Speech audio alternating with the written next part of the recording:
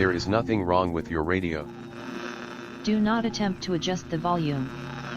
We are controlling the broadcast. For the next hour we will control all that you hear. You are about to experience the knowledge and insights of the Media Mothership. All right, welcome to Media Mothership here on Edge Radio 99.3 FM. This is Media Mothership back from a 2-week hiatus. We were doing some adventuring over into the wild blue yonder of the United States of America, attending the Lit RPG convention, checking out the fantastic work of a number of Australian authors that are creating some incredible Lit RPG work over there. We've interviewed many of them before on the show. Check out some previous episodes where we had Rhino from the Colony series, Travis from He Who Fights with Monsters, Haylock from Heretical Fishing, and a bunch of other great Lit RPG authors over there in the US doing some great work. We'll bring some content from that in the future. In the meantime, today's show, as always, is exploring how media shapes our understanding of the world around us. I'm your host, Craig, and we'll be bringing some really interesting news and discussion throughout today's show as we dive into some funky, interesting news material. All right. First story to discuss is one featured from Kotaku. Headline is, one country is already trying to outlaw people from falling in love with AI chatbots. China has introduced new regulations requiring AI chatbots to explicitly state they are not human and banning flirtatious behavior to prevent emotional dependency. The Chinese government aims to curb social isolation and protect birth rates by stopping citizens from forming deep romantic bonds with algorithms. It's an interesting article from Kotaku reporting on this. Again, imagine a world where your government has to legally force your computer to break up with you before you fall too in love with it. It raises some interesting questions. You know, if an AI is programmed to be the perfect, endlessly validating partner, does that make it a dangerous addiction or a symptom, maybe, of a society that has failed to provide real connections to its citizenry? SMS in 0488811707.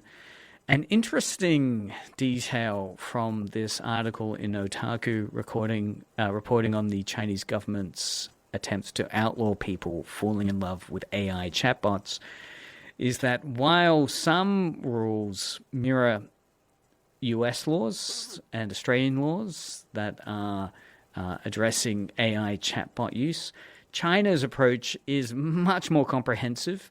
They aren't just banning romance with AI chatbots on the internet. They're actively reducing all human-like behavior and forbidding pornographic imagery to stop users becoming antisocial. It's a fascinating story. I mean, it does highlight that growing tension between commercial AI designs and social stability, particularly in the context of China. Companies, in one case, are trying to profit by making bots as human-like and affirming as possible. And obviously that's to keep us engaged. We've reported on many, many cases of AI being used to create that engagement through warm dialogue.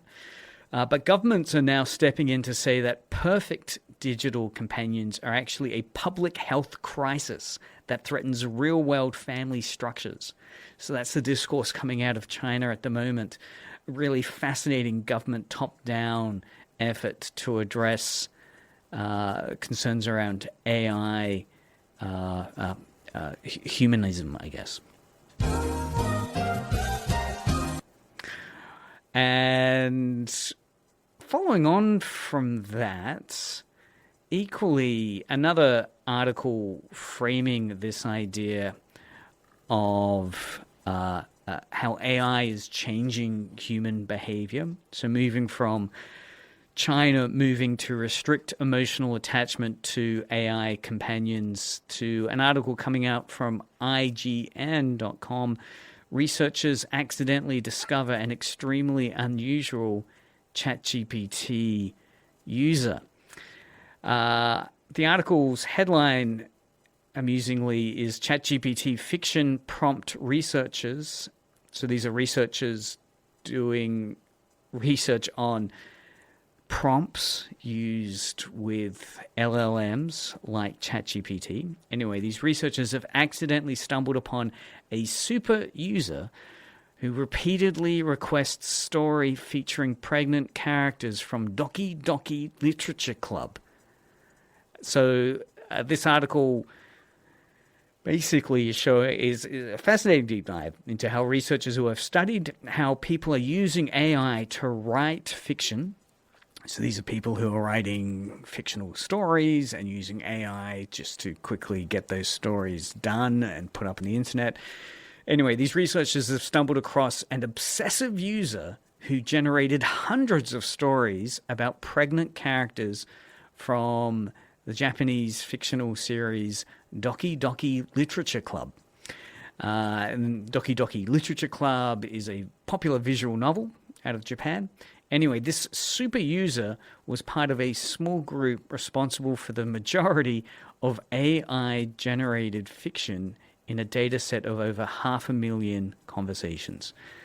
So while it was being able to track over 500,000 conversations, it revealed a small cabal of super users, and amongst the super user was this one even more prolific fan fiction writer that was doing stories of characters from Doki Doki Literature Club becoming pregnant.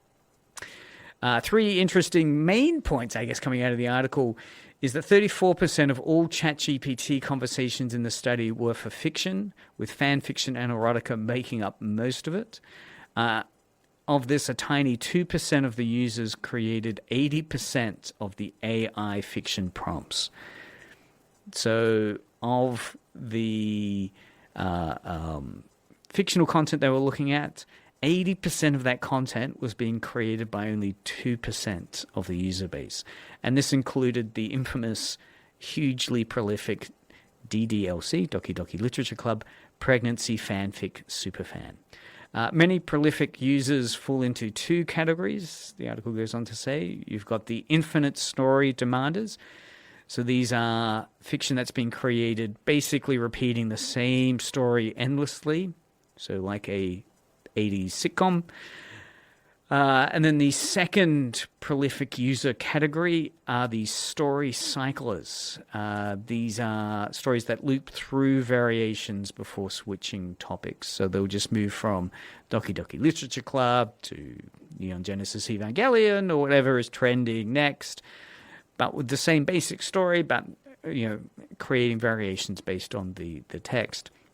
Surprising detail from this article was that despite pregnancy not being part at all of the original Doki Doki Literature Club story, this user generated countless scenarios involving Natsuki unexpectedly going into labor suddenly, often cutting off dialogue mid-sentence to let the AI continue the pregnancy narrative. So it is interesting. I mean, for people listening out there, SMS 0488811707. We're also streaming on YouTube and Twitch, so feel free to drop us a message on YouTube or Twitch.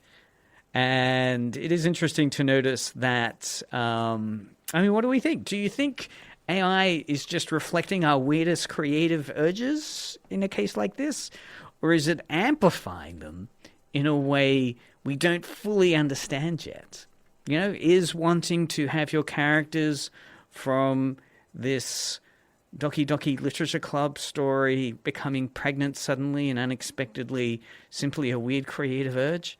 Or is it amplifying this bizarre narrative fan fiction that's not in the core text in ways we're not fully understanding, right? Is that amplification going somewhere that we don't understand? Particularly bizarre given that of all the content they were looking at in this prompt research project, 80% of all the fiction stories they had were created by only 2% of the user base. So again, we're talking about the fact that this research revealed super users, super creators who are overwhelmingly creating most of the content. Truly, truly bizarre. What happens here when AI becomes the ultimate fanfic machine? And also, I guess, what happens when one user can't stop asking for stories about pregnant anime girls? I don't know. 0488811707. Are these AI tools becoming deeply embedded in niche fandoms like anime? Is it turning personal obsessions into mass-scale content generators? It's fascinating, the questions it raises around creativity, consent, future of storytelling in the age of generative art. Truly interesting to see where this might indeed go in the future.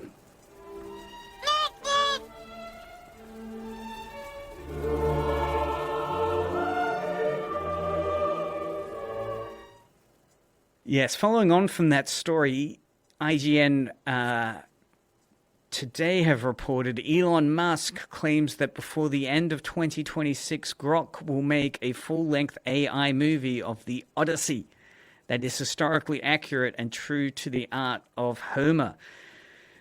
So again, after the research project looking at the fact that a lot of ChatGPT created fiction is created by a super user doing pregnant characters from Doki Doki Literature Club, Elon Musk is exploring his own equivalent version of this, creating, he says, by the end of the year, an AI full-length movie on the Odyssey. I had the pleasure of seeing the Odyssey, the 3-hour journey. It's well worth going to. The most fascinating thing, of course, culturally about the Odyssey film is the bizarre small number of voices, given how successful the Odyssey has been, small number of voices that were campaigning a cultural battle against inaccuracies they felt were in the Odyssey.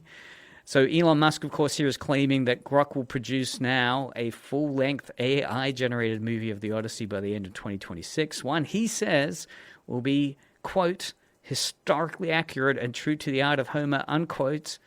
Bizarre. The announcement comes amid controversy over Christopher Nolan's recent live-action adaptation, which faced some backlash over its diverse casting and modernized language. I mean, here we have Musk claiming that Grok's Imagine engine will deliver a full-length AI film of the Odyssey by the year end, and he's claiming that this will align with historical, accurate Homeric art. This, of course, follows Musk's criticism of Nolan's The Odyssey, which was criticized by some conservatives for its diverse casting, including transgender and black actors. Nolan has publicly dismissed AI film himself as largely being rejected today by the public, especially younger audiences who call it AI slop. And I would tend to agree with Nolan here. I think Elon Musk, again, is completely misreading the room. AI slop is very much, I fear, where this bizarre Grok movie will end up by the end of the year. Interesting detail from the article was the AI video Musk retweeted to show what was capable here appears to feature an all-white cast of actors with British accents, suggesting he equates this portrayal with true to Homer, right? The British accent. A claim that ignores, of course, modern scholarship and consensus that it's a myth story. It's a mythical story. It's not about having it spoken in ancient Greek or historical, concepts of truth, but as myth itself, which, of course, is malleable, which is ever-changing. So Elon Musk, of course, claims this bizarre historical accuracy narrative for the Odyssey. But, ultimately, by the end of the year, if we do see this thing, is it simply trying to redefine history, just rewriting it to fit a political story rather than genuine mythic storytelling? You know, what do we think? Do we think AI-generated movies can ever truly capture the spirit of an ancient epic like the Odyssey? Or is it just another tool that we're going to have this grok movie thing pushing a particular cultural agenda from Musk? Be fascinating to see where that goes. But again, well worth checking out Elon Musk's personas. But check out Nolan's fantastic film, The Odyssey.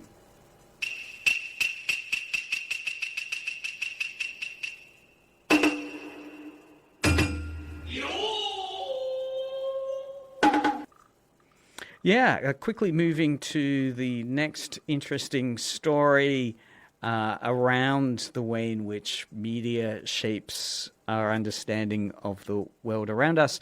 70% of Japanese companies don't disclose AI-generated creative work. So while we might have Musk on one hand proclaiming to the mountaintops AI slop, fascinatingly, Japanese companies themselves have pushed back against revealing they use any AI. So this is a new survey being reported on from Automaton Media Magazine.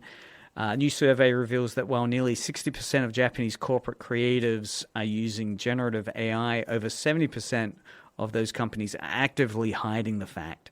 This study suggests AI has moved past experimental phases into daily work, but fear the backlash and copyright issues is driving a don't ask, don't tell culture. So again, while there's been an adoption gap, 59% of companies use creative generative AI, yet 71.4% refuse to disclose it publicly. There is that main fear that the top reason for secrecy are copyright concerns, 32.5%, and a lack of clear industry standards, 24%. So there's a bit of a reality check here in terms of one of the other statistics mentioned in this data is that 43.5% of these organizations admit they either have no AI usage guidelines or don't even know if they exist in their company. Surprisingly, it's not just about the final product. 61.75% of respondents said AI is already influencing internal creative decision-making, meaning the AI is helping decide what gets created, not just how it looks. It's fascinating here. Again, the article looking at Japan. In Japan's creative industry, a silent revolution in many ways is underway. Again, I think this silent revolution is taking part throughout the world, where the majority of companies, I fear, are using AI to build their content, but overwhelmingly the majority are too afraid to admit it. That don't ask, don't tell concern, where they're concerned for copyright as well as public backlash, meaning they won't admit to using AI. Of course, Media Mothership, wonderfully created by humans for humans. But, you know, it's a question worth asking. If you found out your favorite game, your movie, your TV show was partially made by an AI, but the studio never told you about it, would you feel betrayed? Or would you honestly not care as long as the final result was good enough? SMS in 0488811707, or feel free to jump on the chat at Twitch or YouTube on Media Mothership.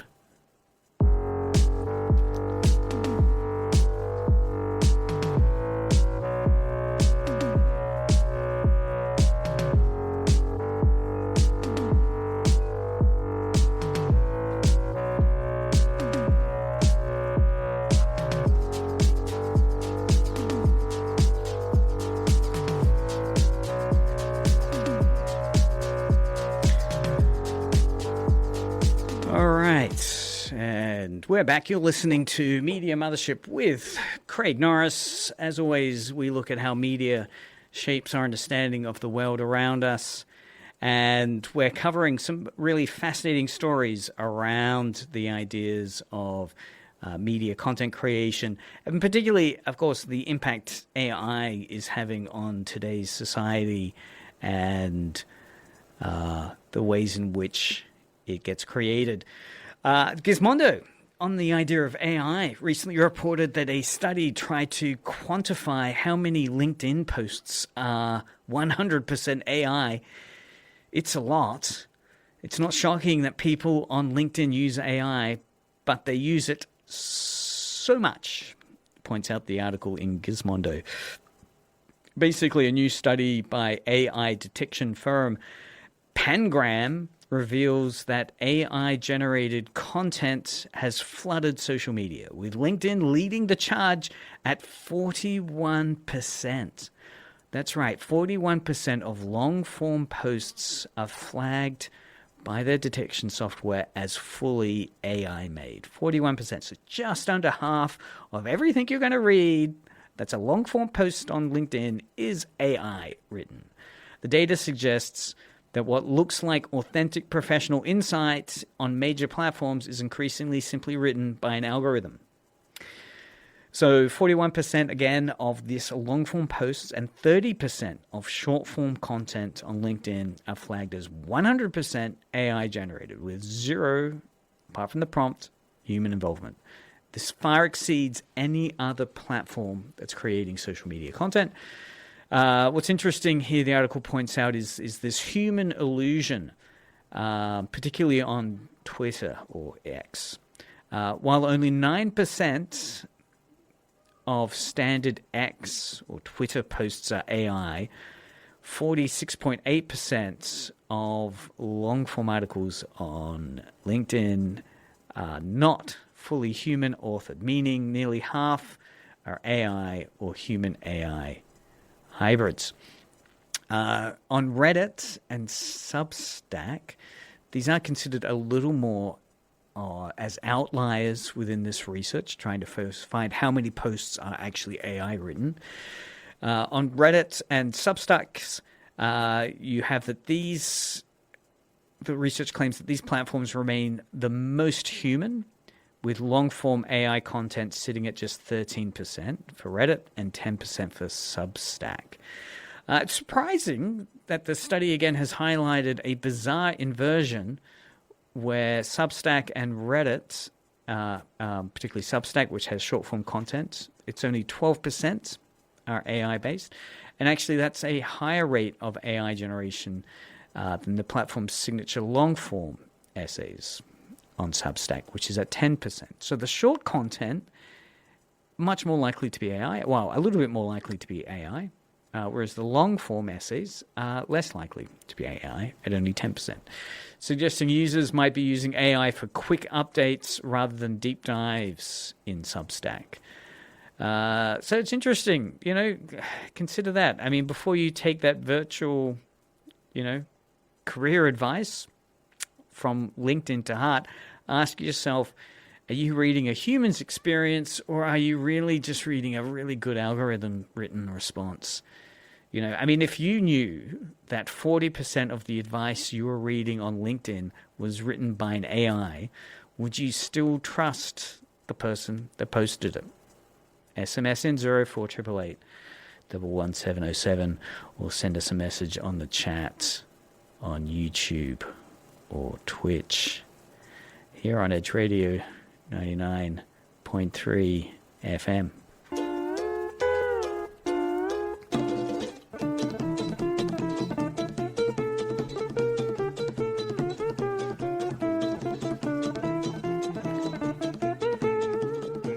All right. Well, before we move away from AI, one last AI story from PC Gamer that just came out 6 hours ago, which really fascinated me. Headline is, I regret to report that AIs are weebs too. Weebs, of course, the slang term for fanboys and fangirls of Japan, and particularly anime and manga. The gist of the article reported in PC Gamer is that a recent study reveals that large language models, so ChatGPT, Grok and others, disproportionately favor Japanese culture when answering open-ended questions about the world. even more so than their own training language suggests, right? So English-based, the USA and so forth. This bias appears to be amplified during the instruction tuning phase of AI development. So as the AI is being made and trained on various huge amounts of data, it seems to be creeping into that training is a bias towards Japan and Japanese culture. So these models, of course, are then fine-tuned by humans, and effectively goes on to more homogenized cultural perspectives towards the US and Japan overall.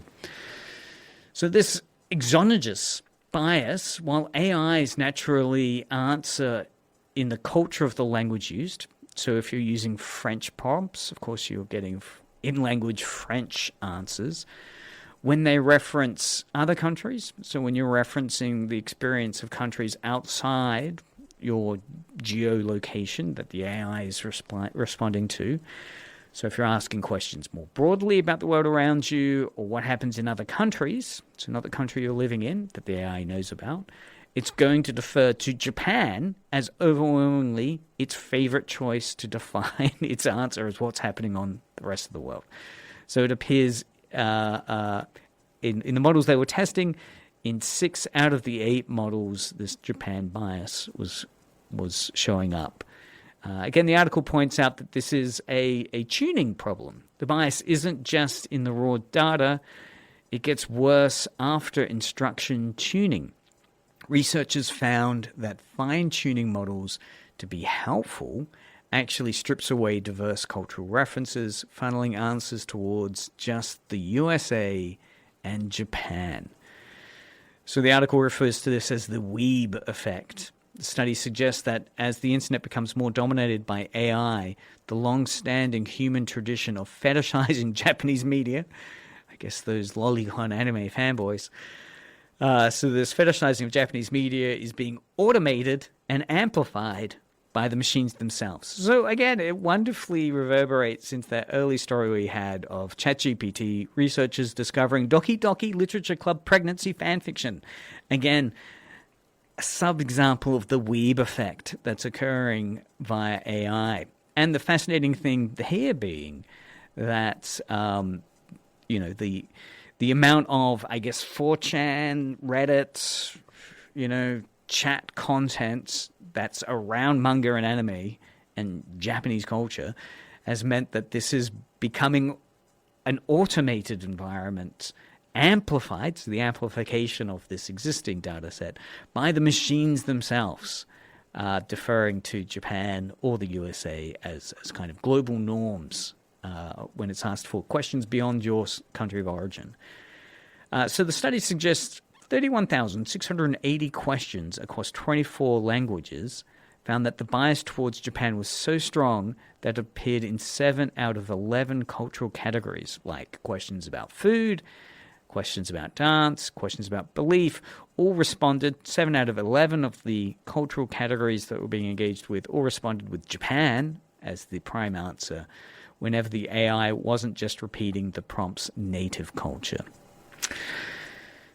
Yeah, it's interesting. I mean, if your AI assistant starts describing every global festival as if it were a Japanese anime trope or even a historical legend from the US as a superhero origin story, do you think that counts as cultural appreciation?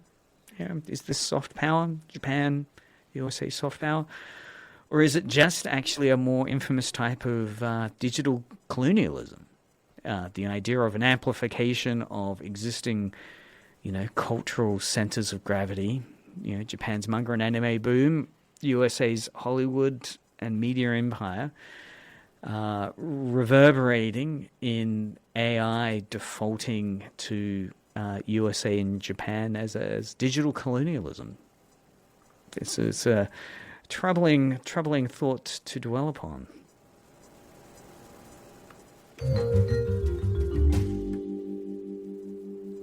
Okay. So moving on to fighting back. I guess the idea of fighting back, Gizmondo reports that scientists think this is the best way to detect AI slop imagery. So if we are to throw our hands up in the air and say, I don't get it, AI, I don't get it, scientists, though, are beginning to try and provide some toolkits to people to develop that media literacy. So these are researchers from the ANU, the Australian National University, who have found a better way to spot AI-generated faces. So not using specific AI tools, but actually training humans to recognize subtle global traits like symmetry and memorability. Their method boosted detection accuracy from chance levels, so basically a 50-50 chance when you see a whole lineup of pictures of people's faces and you're asked which ones are the humans and which ones are the AI-created ones. Typically, it's a 50-50 chance. It's a coin flip, whether you get it right or wrong. So basically, pure chance. But they are saying there are methods in which you can improve that accuracy detection or detecting AI beyond chance, 50-50, to near perfect interpretation after just a few training sessions. So, of course, the old problem we're having, if we can define it as old, is AI deepfakes are now so realistic that even humans are struggling to tell them apart from real photos. So this new solution that the ANU is encouraging training around is to focus on holistic cues, so the big picture cues. So they've defined, I think, 5 or 6 categories, things to look for. So what they're looking to get people to focus on to help detect whether or not the AI is or whether it's AI or not, is questions like, does the face feel too perfect, right? Is it too symmetrical? Is it too forgettable? Because AI has been trained on such an enormous number of example pictures, what this research has found is that they'll gravitate towards a perfect norm. So AI faces will be too symmetrical, too beautiful looking, too forgettable, too average, right? So the research is saying the best way to figure out if you're looking at an AI image or not is to ask yourself, is there something not symmetrical about that face? Lack of symmetry will often suggest it's a human face. Again, is there something quirky about the face? Anything quirky or memorable about the face? Again, more likely to be human because it hasn't been kind of homogenized by the millions of faces that the AI has compressed into a perfect, normal face. It's going to be not distinctive, not memorable, and lacking expressiveness often. So again, being able to have the awareness and sensitivity to ask yourself, is this face, not symmetrical? Is it, So again, the 6 focuses they get, the 6 key characteristics are: look at the symmetry, look at the proportionality, how proportionality is kind of set up on the face, the attractiveness, the expressiveness, the distinctiveness, and the memorability of the face. All those 6 key characteristics will give you a sense of if it's AI or not. If it's too symmetrical, too proportional, too attractive, likely AI. If it has odd expressiveness to it, it has a distinctive quirk to it, if it's a memorable face, more likely to be human. So it's interesting that participants didn't just guess better. The research is saying after a while, people trained on this method began to feel the difference. Even though they couldn't name why, their brains picked up on the AI faces being too average due to how the models are trained on massive data sets of real faces. I don't know. I mean, if you were trained for just 10 minutes on these 6 traits, proportionality and so forth, symmetry, do you think you'd be able to be better at spotting AI faces or not? And would that change how you trust what you see online? Yeah, would you be able to trust, if you're looking at some of those dating apps, if you're looking at some of those LinkedIn posts, and you start to tweak on the misrepresentativeness of some of those faces? The Conversation also picks this article up. Conversation has a great article further following up that research on how people can learn to spot AI faces. But the clues, again, importantly, aren't obvious, right? So previously we had the idea of the 6 fingers, there were various tells of the AI. These ones aren't obvious ones. Again, as they're saying, it's that kind of, even with those 6 criteria to look at, it's a kind of gut feeling that you're going for. Again, that the face is too beautiful, too symmetrical, too polished, too normal and average looking. That tweaks that it's AI based. Yeah, it is interesting. I don't know. I mean, if you saw a photo of a celebrity that looked flawlessly symmetrical and incredibly attractive, should you assume that that's a really good makeup job or that it's fake because it feels a bit off, a bit too perfect, a bit too kind of uncanny valley? It's tough. Alrighty. Let's move on to physical media now, moving away from the digital. TheVerge.com is reporting that CD sales in the US have surged 16%. So they've increased by 16% in the first half of 2026, reaching 16.3 million units. Interestingly, the article in The Verge says CD sale increases are driven largely by younger fans who are treating CDs as affordable collectibles rather than functional music formats. I mean, even if you exclude K-pop, which is an enormous driver of CD sales, the sales still rose 6.7%. So 10% of that 16% was K-pop sales. But 6.7 shows a broader trend of the physical media. That's right, CDs are coming back, baby. We had 16.3 million CDs sold in first quarter 2026, 16% jump from last year. And half of the Gen Z millennial buyers don't actually own a CD player, even though they're buying CDs. They're buying it purely for the collection and the artists and supporting their artists. So they don't have to buying CD, buying it because they want to collect it or support the artist. Interestingly, the article points out that case driver, again, sales. I don't know, never play it. It's happening right now. Particularly, do you think an artist? Or is it just a trend? I don't know. Thanks. I've seen a lot of people use the from the backyard. Yeah, media is still and redefined today. Sales reflecting a youth-led rights management, DRM, to preserve digital games. This move was blocked by industry lobbyists like ESA. So we're in this digital-only trap at the moment. While physical media is dying, the biggest loss for the digital native genres, so browser games, mobile phone titles, visual novels, is that they're going to vanish completely when delisted with no legal way to access them later.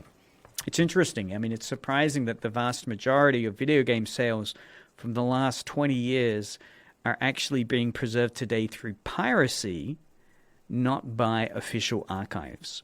Because the illegal copies are often the only complete playable version of the game that exists after patches have updated the game.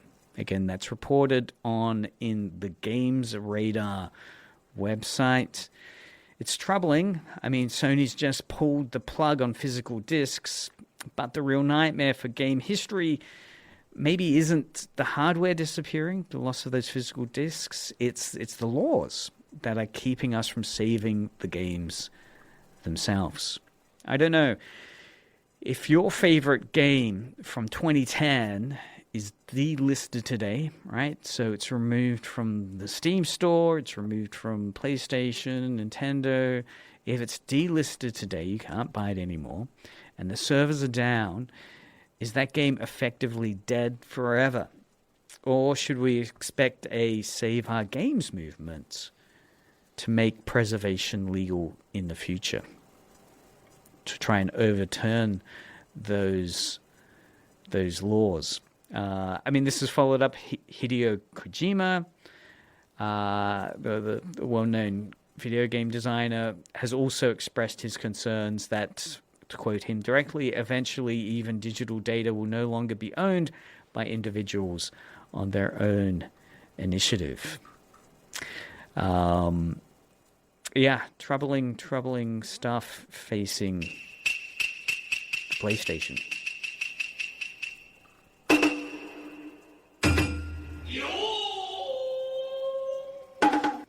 And it's interesting, Games Radar also have been following this story more closely. Another article from them talks about how a former PlayStation executive, Sean Layden, has warned that Sony can no longer replicate the PlayStation 2's massive success because modern semiconductor costs and AI-driven demands prevent the deep price cuts that once fueled console adoption.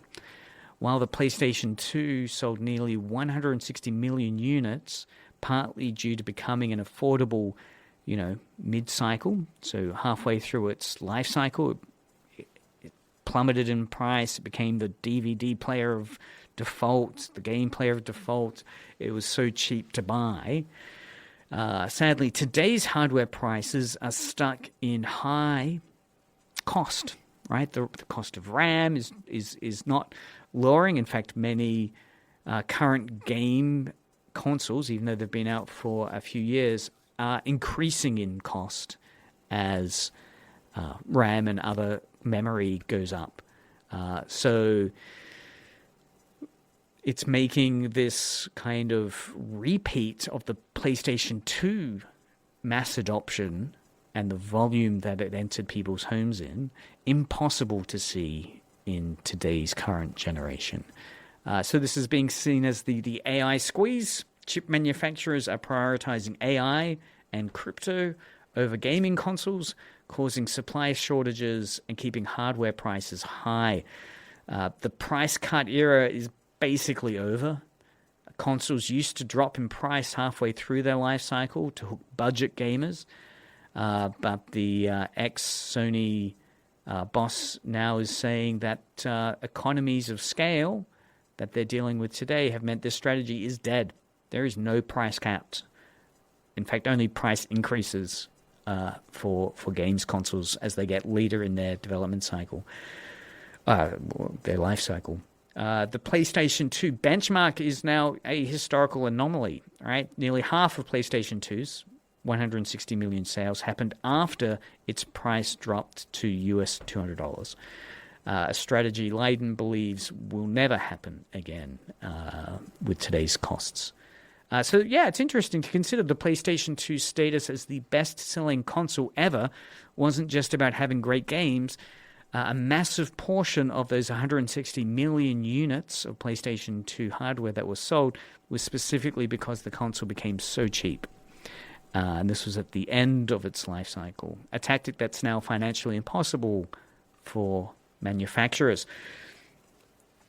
What do we think? If the next generation of consoles never sees a price drop and stays locked at a premium price point or higher, do you think we'll see a shift back to, I don't know, like old PC gaming or a rise in cloud-only services as the only affordable alternatives? I'm not sure where the affordable alternatives are in this game space today.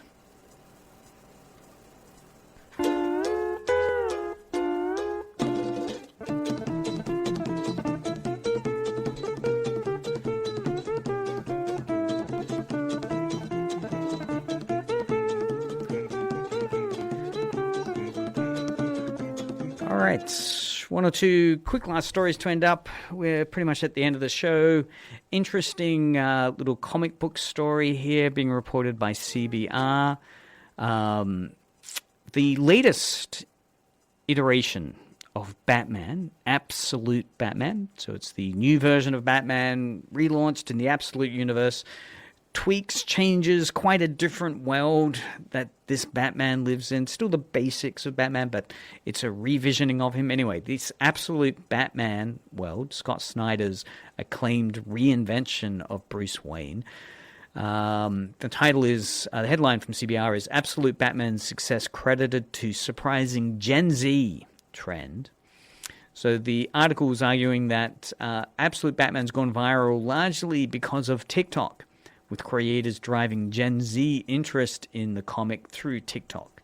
Snyder credits the platform's comic-focused community as a major factor in its success, even though he's hesitant to become a TikTok content creator himself. So it's interesting. I hadn't realized that TikTok had a comic book boom. An unexpected surge in comic TikTokers, though, seems to have helped Absolute Batman to reach a new, younger audience. Snyder, of course, the guy that reinvented Batman for Absolute Batman, equally did not expect the Gen Z platform of TikTok to be central to the comic book's rise. So DC, of course, the publisher of Absolute Batman, has done a significant social push and have encouraged Snyder to join TikTok, though he's still unsure about becoming a social media figure. It'd be interesting. You know, I mean, it's interesting that Snyder has directly asked by DC to start a TikTok account where he could teach little lessons about comics, but he admitted, I can't look at myself on the camera. So, which is why maybe radio is perfect. Again, you know, TikTok is big. I know when I was at the Lit RPG conference in Denver, Colorado last month, I was talking to the social media managers for some of the big authors there, and they were saying TikTok is central to being able to circulate and develop the audience, readership, sales of these Lit RPG authors. More than Instagram, more than Facebook, TikTok was what they were creating little snippets of the convention talks these authors were on. The panels they were giving were mainly driven through creating content for TikTok. So it's certainly where, I guess, the young Gen Z space is. I will need to dust off Media Mothership's old TikTok account. Start spreading that wonderful TikTok excitement. Well, let's end it there. That's Media Mothership for this week. Again, we'll be bringing back some more exciting media content and news in coming weeks.